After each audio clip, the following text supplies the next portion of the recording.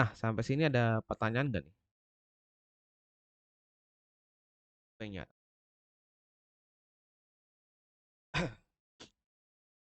Update, delete, sama delete data di folder. Yes, betul, Mas Irfan. Delete, oke.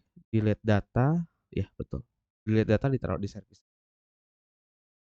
Oke, ada pertanyaan terkait OOP-nya nih, ya. Bingung nggak nih? Ada yang bingung nggak? Kalau yang bingung boleh silakan tanya.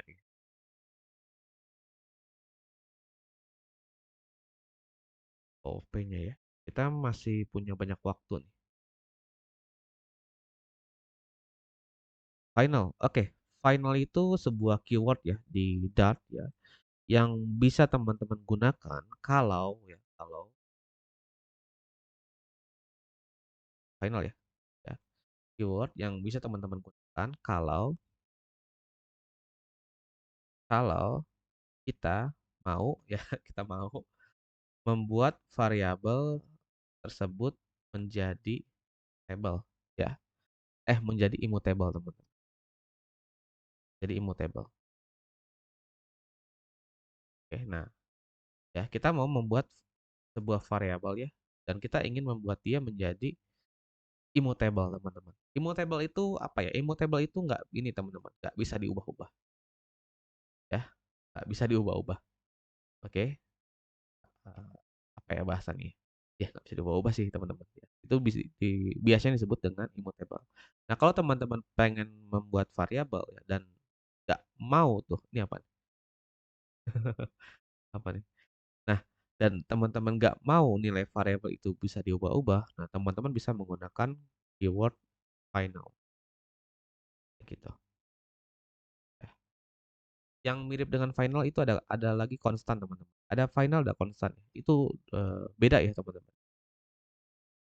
Kayaknya udah saya bahas ya di pertama, teman-teman.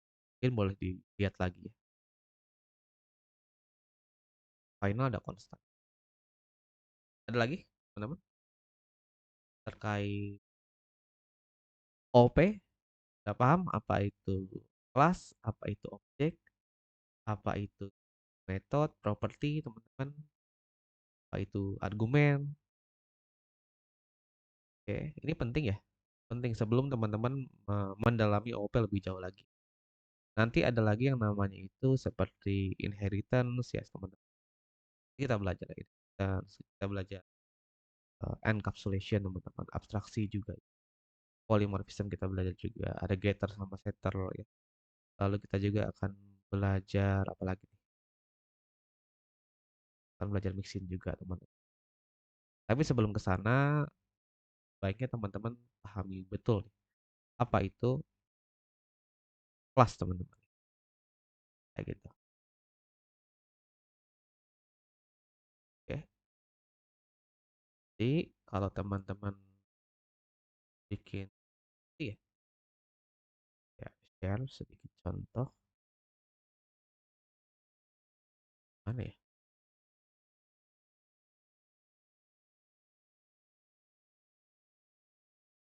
Kelihatan nih.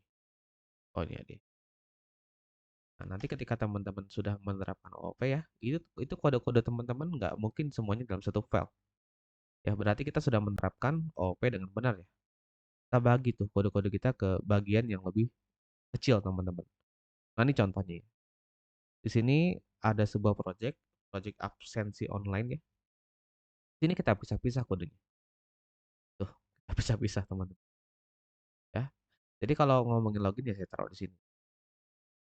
Saya taruh di sini, UI-nya di sini, logiknya di sini, ya. Oke. Kalau kita ngomongin misalnya dashboard, ya, ada di sini nih. View-nya di sini, controller. Ini kalau teman-teman perhatikan di sini saya nggak ada tuh mengimport yang namanya kayak Dio gitu ya. Kenapa? Karena kita menggunakan yang namanya service, teman-teman. Ya, jadi kode yang terkait dengan membaca data, mengirim data itu kita pisah, teman-teman, kodenya. Ya, membaca dan menulis datanya dari mana aja? Bisa dari sebuah API, bisa dari Supabase, bisa dari file ya, teman-teman ya. Gitu. Itu kita pisah. Saya taruh di sini. Nah, ini contohnya. Dark jadi merah. Nah, jadinya kayak gini. Ini nanti ketika kita bikin aplikasi, ketika ada masalah pun kita nggak bingung nyarinya di mana. Ada masalah nih. Ternyata masalahnya kok datanya nggak kesimpan ya, gitu ya. Kok nggak bisa login. Nah, teman-teman bisa ngecek dari sini dulu. Oh, dari out service-nya nih, ternyata ada parameter yang kurang misalnya, atau ada URL-nya salah, atau header-nya kurang, atau datanya juga kurang, atau ada typo di sini, seharusnya D-nya besar, seharusnya D-nya kecil tapi kita tulis besar. Nah, ini kan error juga teman-teman, gitu. Jadi kita akan lebih mudah untuk menganalisanya ya. Jadi kayak ngebaca buku sih nanti pada akhirnya ya, gitu. Kayak ngebaca buku teman-teman, ada daftar isinya, kita bisa bisa apa ya, bisa lihat ya sesuai dengan daftar isi yang ada di sini, kayak gitu. Nah, begitu juga dengan widget teman-teman ya di Flutter. Oke, ketika teman-teman bikin widget ya, kalau teman-teman nggak menerapkan OOP ya nanti widgetnya akan panjang sekali teman-teman. Ya, contohnya, oh ya ada nggak di sini? Nah, di contohnya nih. Nah, di contoh dipakai ini. Coba kita lihat ya. Kayaknya pakainya yang lain widget. Kita lihat. Share. Nah, saya pikir nama. Nah, ya ini kode untuk mengambil foto dari kamera teman-teman. Dan kalau teman-teman lihat ya, di sini kodenya yang kode yang saya implementasikan cuman 7 baris loh. Oke, cuman 7 baris ya. Padahal aslinya nggak 7 baris, teman. Aslinya itu banyak banget kodenya. Aslinya kodenya ada 263 baris, teman-teman, ya. Teman-teman bayangkan kalau misalnya saya pakai kode seperti ini di setiap kali saya mau membuat fitur eh, apa ya? Fitur untuk foto dari kamera, teman-teman.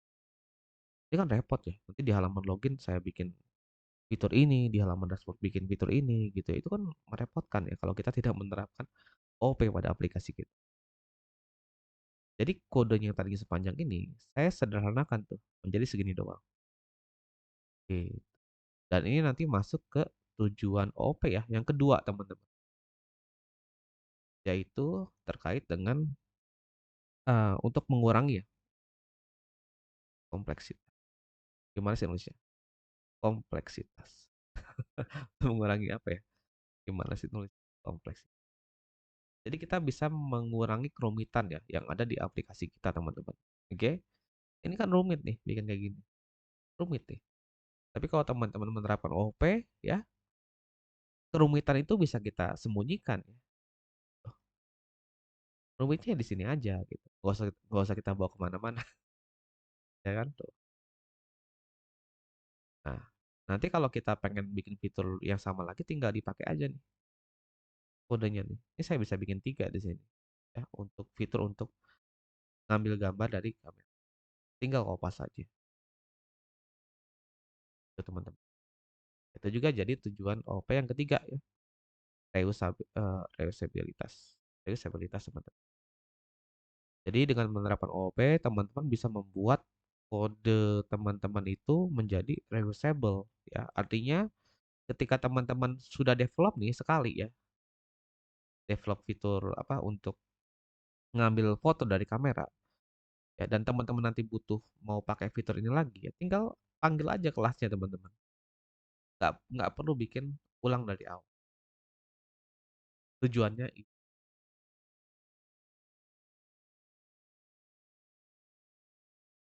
kalau oke, pertanyaan bagus nih dari Mas Iqbal ya teman.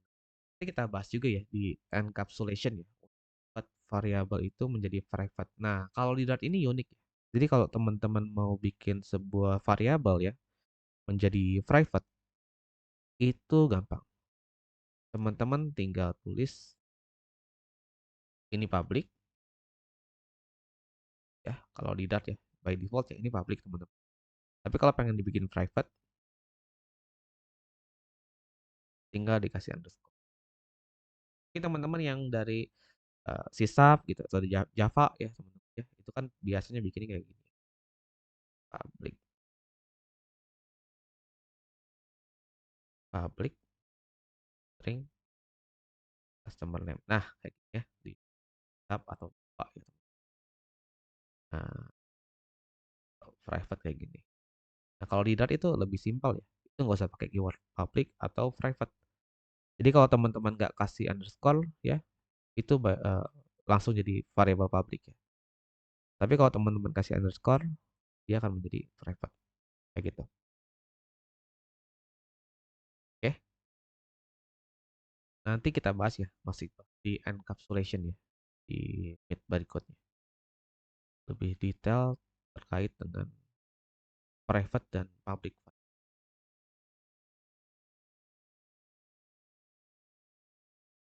Gitu teman-teman. Lihat lagi, apa lagi nih? OP diterapkan di sini. Lihat lagi. Nah, ini notification service teman-teman ya. Ini semua kode terkait notifikasi saya taruh di sini teman-teman. Tuh. Nanti kalau tiba-tiba ada masalah di notifikasi saya ceknya di sini. Ya, saya ngeceknya di sini. Oke, ya. Lalu nah ada notifikasi ya. Untuk apa nih? Nah, ini untuk ngambil lokasi teman-teman. Kita lihat dipakai di mana. Kita nge nih. Harus saya bisa cari referensi ya. Di mana kelas ini.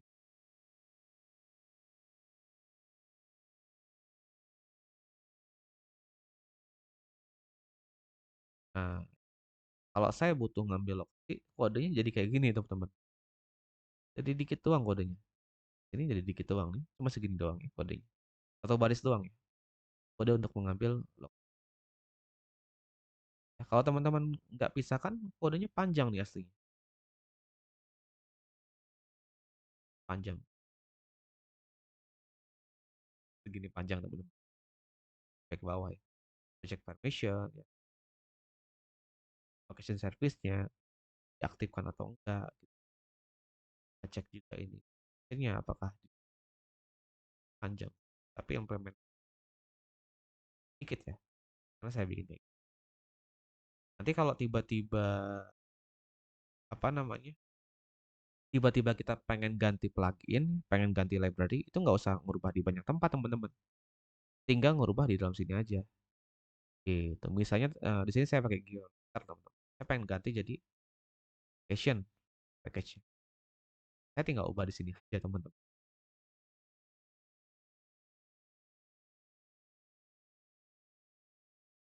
Oke, lagi ya.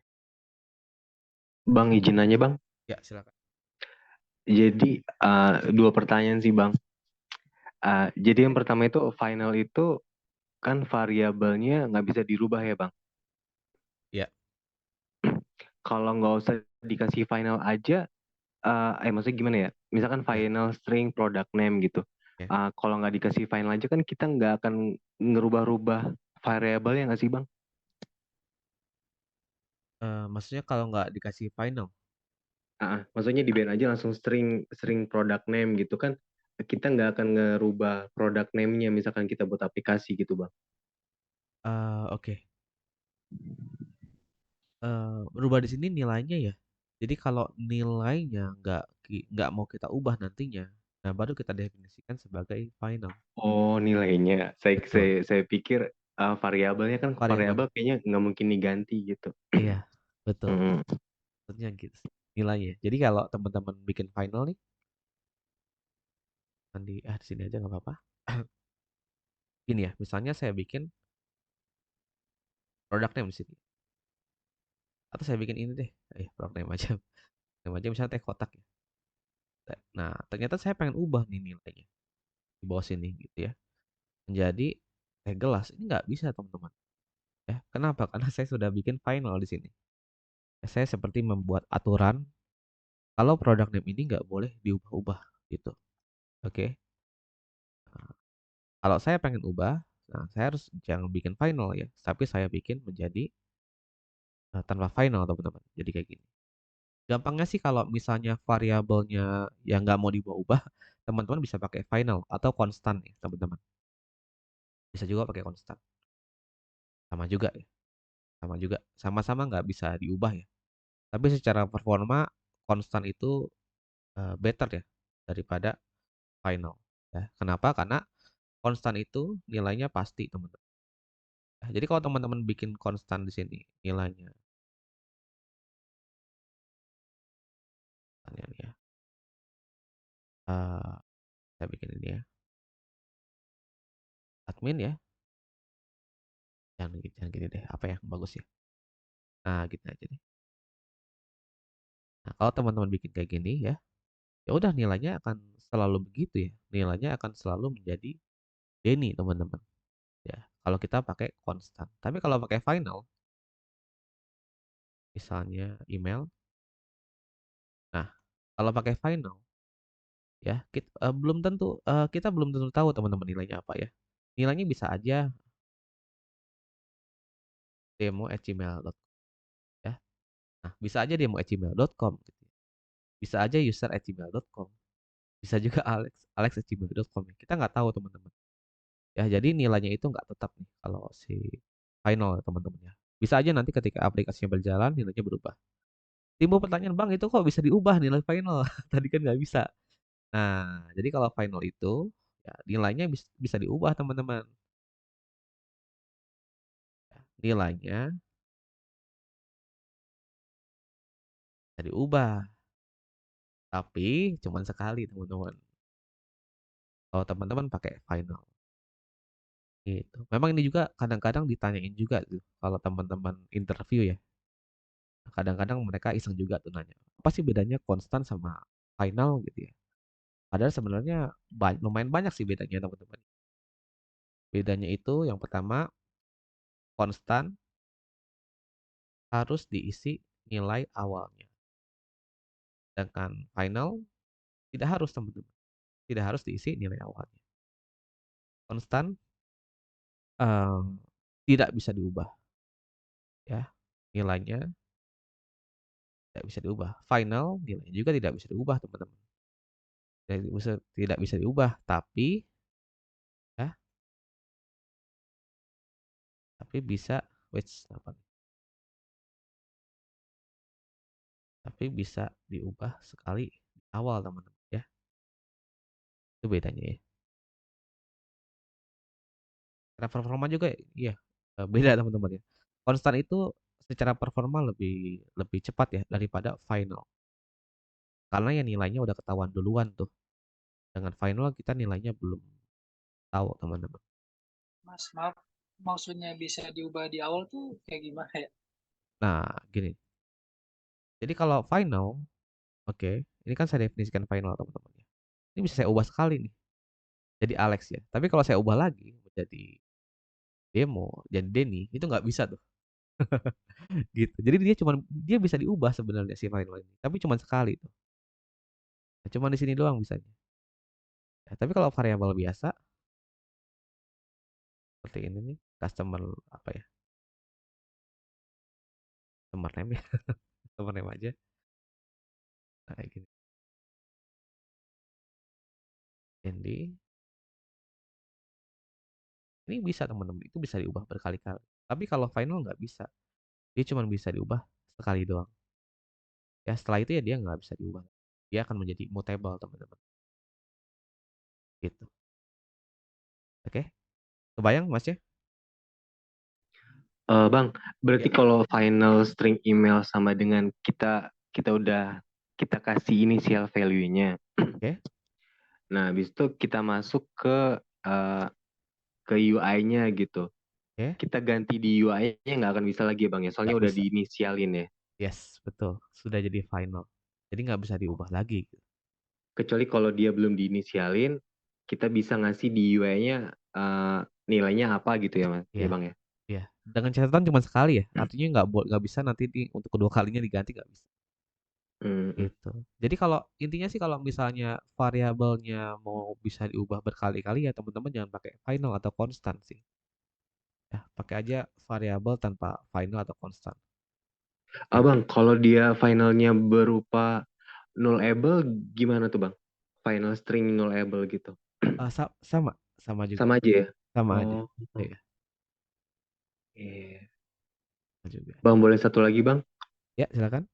Jadi uh, OOP ini kan kelasnya bisa buat lebih dari satu metode. Ya.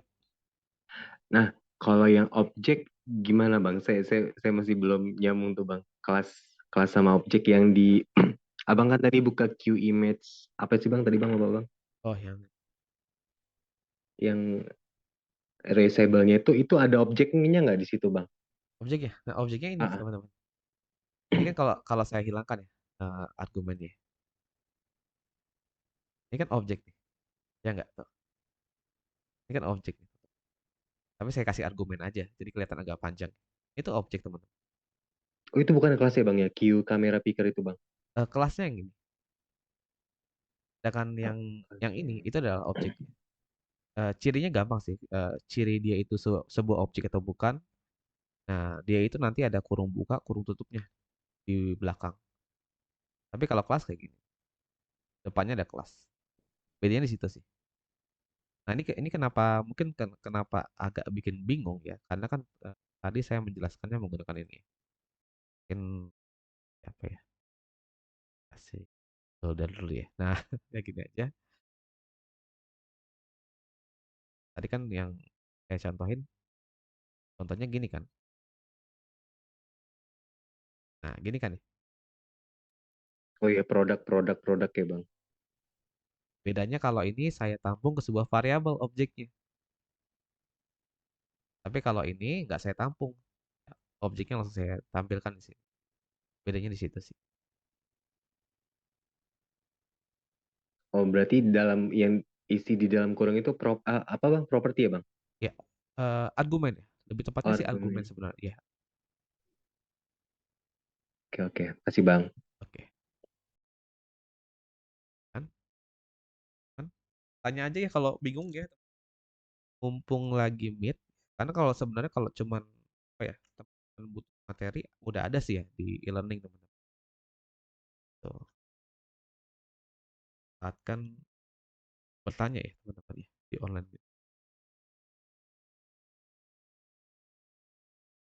Tapi gini ya teman-teman, bukan berarti nanti belajar OOP langsung jago ngoding ya, tidak seperti itu. Jadi setelah teman-teman belajar OOP, teman-teman juga harus benar-benar praktek sih gitu. Karena kan penerapan OOP di berbagai macam kasus kan bisa aja beda teman-teman. Gitu. Jadi makin banyak kasus yang teman-teman handle ya teman-teman makin jago. Ya. Bro, misalnya hari ini kita handle cara membuat kelas untuk menghandle upload misalnya. Gitu. Lalu saya mencoba bikin kelas lagi untuk ngambil location usernya. Lalu saya bikin lagi kelas untuk menghandle login misalnya. Nah, itu akan menambah skill teman kayak gitu. Static LED. Oke, LED. Static. Oke, itu ada dua keyword loh, Mas Irfan. Ada static, ada LED ya. Kalau statiknya ya tadi ya seperti yang saya jelaskan, teman. Mungkin saya bahas LED. Teman. Lihat di mana nih, Mas Irfan? LED ya. Ada di sini kah? Kayaknya di controller atau apa tadi gitu Bang? Di controller ya. Di sini. Di sini. Oke. Ah, iya itu. Nah, jadi keyword LED itu kita gunakan kalau ini kayak apa ya? Kayak semacam sebuah keyword untuk menyatakan janji, teman-teman. Kita kayak berjanji, kita berjanji kalau misalnya eh tadi kayaknya saya itu ya.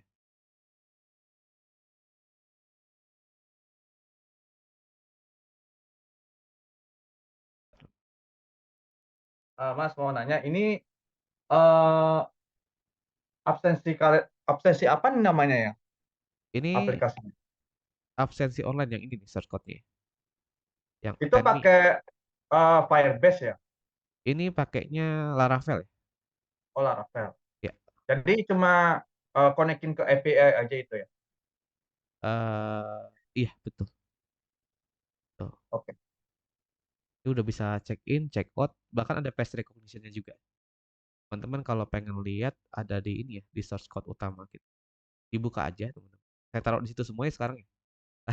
Karena pusing banget ya kalau nggak ditaruh di satu tempat ini, aduh, pusing banget gitu. Maintenance-nya. Jadi saya taruh Mantap, canggih.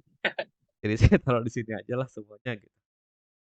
Sebenarnya ada juga sih yang itu ya, yang pakai Firebase ya. Ada nggak di sini ya? Belum saya masukin kayaknya. Yang terbaru sih ini ya.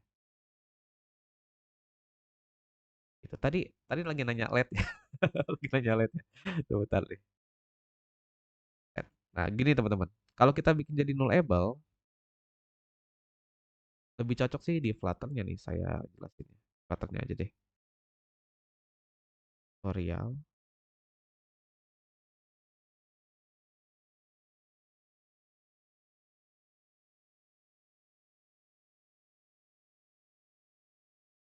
Nah, ketika kita bikin variabel, teman-teman. Misalnya gini.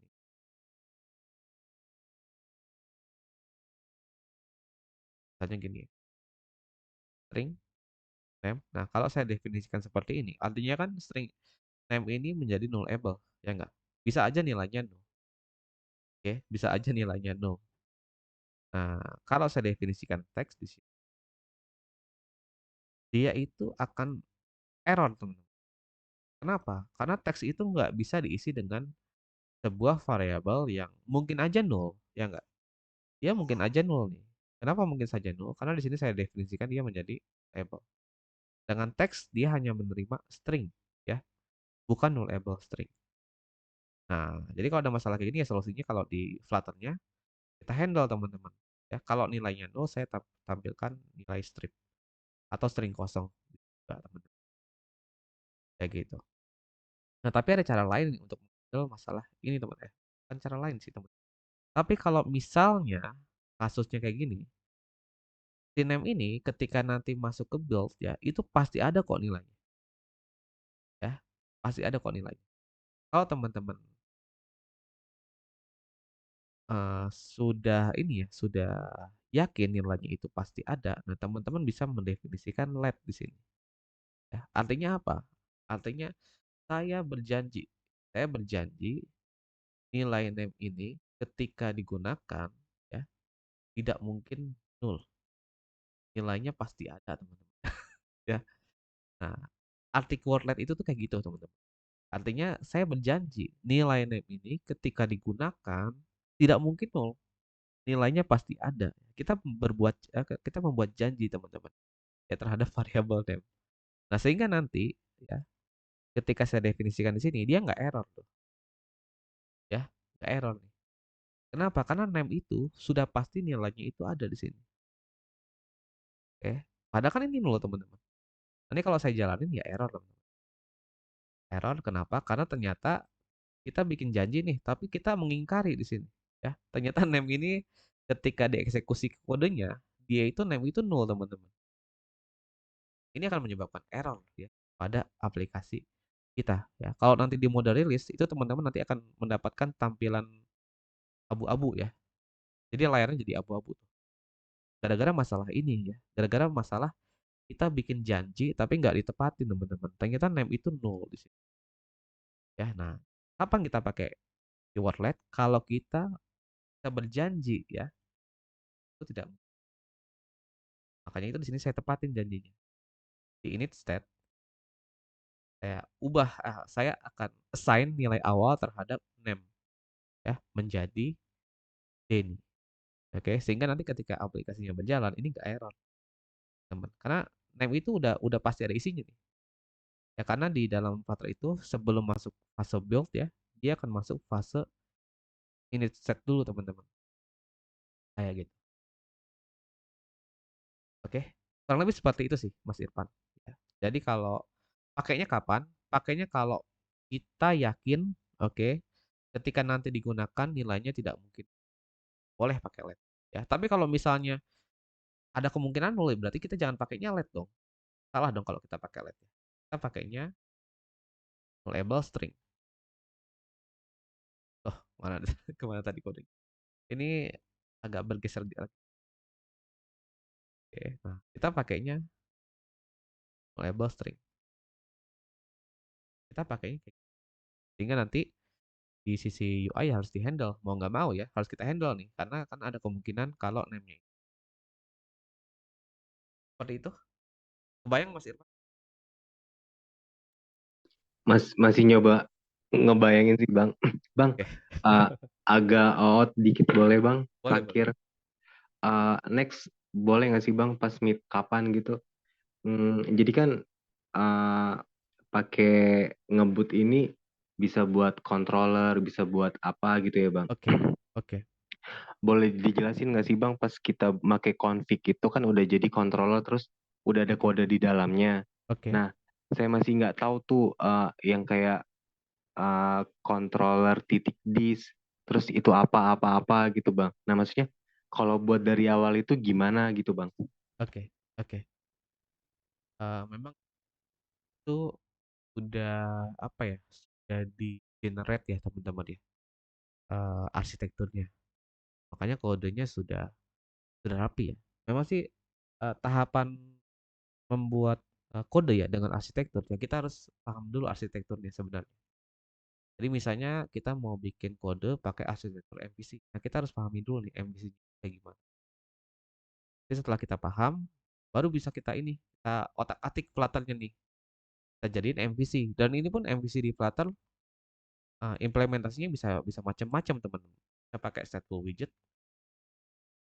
atau mau pakai value notifier juga bisa.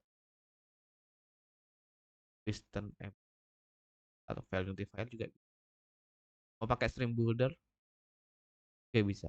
Nah, jadi sebenarnya prakteknya itu bisa dengan berbagai macam widget teman-teman ya. Value, listenable, builder. Nah, tapi di Ngebut saya pakainya stateful widget teman-teman. Kenapa? Kenapa pakainya stateful widget bang? Kenapa nggak pakai ini? Kenapa nggak pakai ini? Karena sejauh ini stateful widget ini termasuk sebuah widget ya yang paling lengkap teman-teman. Di sana ada life cycle, ada instead, ada dispose-nya, ya, ada build-nya. Lalu ada juga itu ya, apa ya? Saya nyebutnya Redis. Implementasinya sih agak panjang ya. Implementasi. Itu punya event ready teman-teman. Jadi apa ya? Ini memang kodenya agak bukan sih. Jadi event di mana ketika nanti udah masuk fase build satu kali, nah itu akan masuk fase ready teman-teman. Nah, stateful widget itu selengkap itu. Makanya saya di ngebut ya untuk yang teman-teman yang mengenerate tanpa state manajemen tambahan, nah saya pakainya stateful widget. Supaya nanti kalau ada kode yang perlu teman-teman jalanin ya sebelum masuk ke build, nah teman-teman bisa tulis di init state gitu. Dan kalau ada kode yang mau teman-teman panggil ya ketika halamannya ditutup, nah teman-teman bisa pakai dispose. Nah gitu. Nah itu alasan saya pakai ya di apa? Di ngebut. Oke. Untuk ini ya, untuk kalau misalnya teman-teman pakai ngebut tanpa state tambahan, oke. Nah, cara bikinnya step by stepnya untuk bikin dia jadi MVC, oke. Pertama-tama teman-teman ya bikin widgetnya dulu seperti ini, oke. Nah, lalu kita bikin aja sampel yang sederhana teman-teman. Misalnya counter. Lalu kita bikin metode untuk mengubah counternya. Bikin kayak gini dulu. Step pertamanya teman-teman, oke. Setelah itu ya yang harus kita lakukan adalah kita pisahkan teman-teman ya kode yang akan kita jadikan view,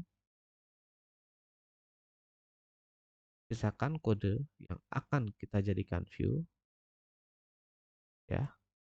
Lalu yang kedua, pisahkan kode yang akan kita jadikan controller. Oke, pisahkan yang jadi view dan pisahkan yang jadi controller. Nah, itu step yang keduanya, teman-teman. Nah, ini sebenarnya prakteknya bisa ini ya. Bisa beda-beda, teman-teman ya. Tergantung yang buat siapa. Oke. Nah, kalau yang saya lakukan adalah saya akan bikin metode yang namanya build di sini. Saya bikin metode build, saya copy yang ada di sini kodenya. Ya, saya pindahin ke atas. Saya bikin. Nah, ini kalau berdasarkan ini ya teman-teman ya. Pengen nulis ya. Nggak usah kita tulis deh. Jadi kita pindahin tuh kode buildnya ke sini. Ya, ke atas teman-teman. Lalu di sini, ini kan seharusnya me-return widget ya. Nah, kita me-return widgetnya itu ngambil dari build yang ada di atas, teman-teman. Dari yang ada di sini, ya. Nah, cukup itu, teman-teman. Halaman build ini, dia akan butuh mengambil state ya, dan butuh untuk memanggil method, teman-teman. Tapi kan dia nggak bisa mengakses nih si counternya di sini. Ya nggak? Tuh, bisa ya, teman-teman. Nah, sini saya teruskan objek state-nya. Saya bikin jadi public dulu ya. Ini kan objek state, teman-teman. Dia bisa diakses melalui yang namanya this. This itu merujuk ke objek itu sendiri, teman-teman. Ya, nah, dalam hal ini dia merujuk ke tutorial view state. Oke. Nah, tutorial view state-nya itu di rename dulu supaya nggak bikin bingung sesuai dengan arsitektur yang kita pakai. Kalau pakai MVC jadinya controller. Kalau pakai block arsitektur jadinya block. Kalau pakai view model jadinya view. Ya, ikutin sesuai dengan arsitekturnya. Pakainya apa? Di sini saya ganti jadi controller karena saya pakai MVC. Oke. Nah, lalu di sini ya, kita definisikan yang pertama build konteksnya dulu, teman. Ini penting ya. Build konteksnya sebaiknya didefinisikan. Yang kedua, teman-teman definisikan yang namanya tutorial controller. Nah, di sini saya bikin namanya jadi controller, teman-teman. Ya. Dan nilai ini itu kita dapatkan dari sini. Kita ambil konteksnya, kita ambil control. Nah, di sini merujuk ke sini, ke tutorial controller. Sehingga nanti kalau saya ingin mengambil state, ya, contohnya counter, saya bisa ketik seperti ini. Saya ngambilnya nggak bisa langsung nih, teman-teman. Ya, nggak bisa langsung. Karena controllernya itu sudah ada dalam sebuah objek, ya, namanya adalah controller. Gitu. Jadi kalau saya pengen panggil method,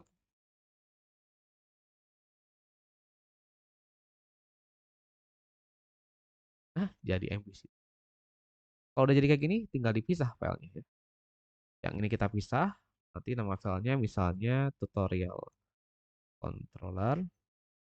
Ini kita pisah nih di tutorial. Kurang lebih kayak gitu sih caranya. Oke,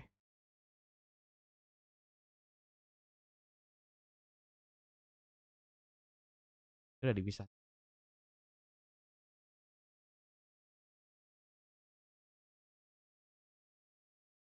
Oke.